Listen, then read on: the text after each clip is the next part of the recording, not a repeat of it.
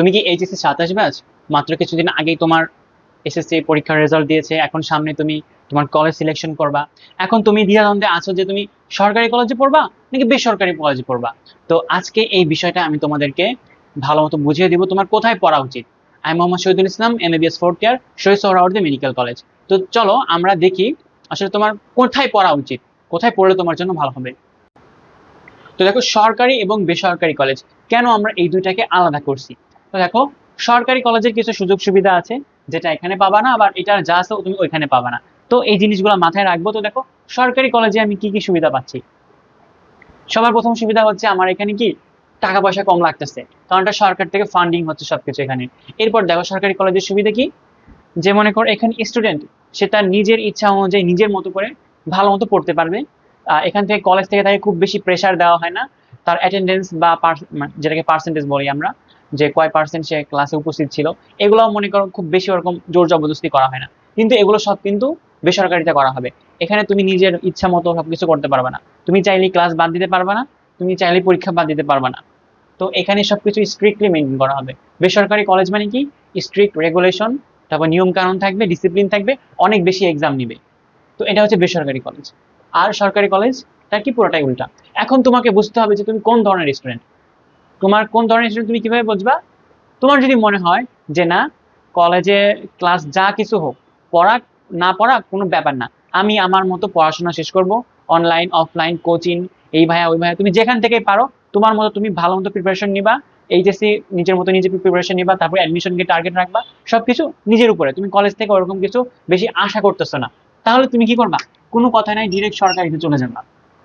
আর যদি মনে করো না, আমি এমন স্টুডেন্ট না, আমাকে চাপের ভিতর রাখলে আমি পড়ি, চাপের ভিতর না রাখলে আমি অত পড়াশোনা করি না, পরীক্ষার প্রেশার না থাকলে আমি পড়িও না, তো এমন যদি স্টুডেন্ট হও তাহলে তুমি বেসরকারিতে চলে যাও, কারণ তোমার তো পড়তে হবে। তো বেসরকারিতে তোমাকে পড়াশোনার ভালোই চাপ থাকবে, তোমার সেখানে না চাইলেও পড়তে হবে। তো সেক্ষেত্রে তোমরা বেসরকারিতে যাবা। এরপর দেখো, তো এটা হচ্ছে কি তুমি কেমন স্টুডেন্ট সেটা বোঝার জন্য। যদি মনে করো না তুমি ফ্রিলি ভাবে পড়তে পারো তাহলে সরকারি। আর যদি মনে করো না, তোমাকে একটা রুলস এর মধ্যে রাখতে হবে, একটা ডিসিপ্লিনের মধ্যে রাখতে হবে, তোমার উপর প্রেশার দিয়ে তোমাকে পড়াতে হবে, তাহলে তুমি ডিরেক্ট বেসরকারিতে চলে যাবা। এরপর দেখো, নিজের মতো পড়ার সময় তুমি কেমন পাচ্ছ। তো দেখো, সরকারি কলেজে কি বললাম আমি, যে এখানে মনে করো যা থেকে নির্দিষ্ট টাইম ক্লাস হবে, বাকি সময় কিন্তু তুমি ফ্রি। এখানে এক্সট্রা কারিকুলার ওরকম তেমন কিছু নজর দেওয়া হয় না। এখানে তো ক্লাসই মনে করো ওরকম বেশি নজর দেয় না স্টুডেন্টরা। অনেকে দেখবা পুরো কলেজ লাইফে খুব অল্প কয়েকদিনও কলেজে গেছে, এরকম অনেক রেকর্ড আছে। তো সব কথা বাদ দেই। তো দেখো, সরকারি কলেজে পড়লে তুমি নিজের পড়াশোনার জন্য অনেক টাইম পাবা, কোচিং ক্লাস বা অনলাইন ক্লাস এসব কিছু করার অনেক সময় পাবা। কিন্তু বেসরকারিতে সেটা পাবা না, কারণ বেসরকারিতে তোমার কি রেগুলার ক্লাসে অ্যাটেন্ড থাকতে হবে, রেগুলার পরীক্ষা দিতে হবে, ক্লাস টেস্ট সিটি যা আছে মডেল টেস্ট সবকিছু কিন্তু তোমার দিতে হবে। এবং ওইখানে ক্লাস ডিউরেশন গুলো অনেক বেশি হয়, অনেক অ্যাক্টিভিটিস থাকে, যেটা কিন্তু আবার সরকারিতে নাই। তাহলে কি তুমি এখানে কোচিং এর সময় কিন্তু কম পাচ্ছ। তাহলে যদি নিজের মতো বেশি সময় পড়তে চাও তাহলে তুমি সরকারি চুজ করবা। আর যদি না, তুমি কলেজের অনুযায়ী কলেজের সাথে সাথে আগাবা, কলেজ যেটুকু দিছে তুমি সেইটুকু পড়বা, তাহলে তুমি বেসরকারিতেই চলে যাবা। এরপর দেখো, খরচ। তো সরকারিতে কি খরচ মনে কর নাই বললেই চলে। একদম ভর্তির সময়ে 4-5 হাজার বা একটা মোটামুটি অ্যামাউন্ট একবার নিবে, তারপর সেকেন্ড ইয়ারে উঠে আরেকবার নিবে। মনে করো তুমি কি 20,000 বা 15-20 হাজার বা 10-15 হাজারের মধ্যে তোমার কি শেষ, তোমার এই সরকারি মানে এইচএসসি এটা শেষ। আর বেসরকারিতে কি হবে, তোমার ভর্তির সময় এক গাদি টাকা লাগবে, তারপরে এই টাকা ওই টাকা, উন্নয়ন ফি, এই ফি সেই ফি, অনেক টাকা পয়সা লাগবে, আবার মাসিক ফি তো আছেই, প্রতি পরীক্ষার আগে ফি, এইরকম হ্যান ত্যান অনেক টাকা পয়সা খরচ যাবে। তাহলে টাকা পয়সার কথা মনে করো, যাদের টাকা পয়সার কোনো টেনশন নাই, অনেক টাকা পয়সা, তারা বেসরকারিতে যাবা। আর যাদের মনে করো না, আমার মনে করো অত টাকা পয়সা নাই, আমি গ্রামের থেকে আসছি বা শহর থেকে আসছি, আমার মনে করো ফ্যামিলি মিডল ক্লাস, অত বেশি টাকা পয়সা নেই আমাদের, তাহলে সরকারিতে যাবা, নিজের মতো নিজে পড়বা, তাহলেই হবে। এরপর দেখো, শিক্ষাদানের মান। তো অবশ্যই বেসরকারিতে এটার মানটা একটু বেশি হবে, কারণ কি টিচাররা কি ওখানে বেশি ভালো, না সেটা না, টিচাররা এখানেও ভালো ওইখানেও ভালো। সমস্যাটা হচ্ছে তাদের স্টাইলের উপর, পড়াদানের স্টাইলের উপর। বেসরকারি যদি টিচার ঠিক মতো না পড়ায় তাহলে তার বিরুদ্ধে মনে করো সেরকমের অ্যাকশন নেওয়া হবে। মনে করো টিচারের অবস্থা কাহিল, এর জন্য ওইখানে না চাইলেও কি করবে, একটু ভালো মতো পড়াবে। কিন্তু সরকারিতে কি এটা কিন্তু ওরকম ভাবে দেখে না, অনেক টিচার খুবই ভালো পড়াবে, মনে করো তুমি অনেক কষ্ট করে হলেও তার ক্লাসটা করবা। আবার দেখবে অনেক টিচার একদম ফালতু পড়াইতেছে, মনে হবে শুধু শুধু সময়টা নষ্ট। তাহলে ওইখানে পড়াশোনা একটু ভালো হবে, মানে ক্লাস একটু ভালো নিবে।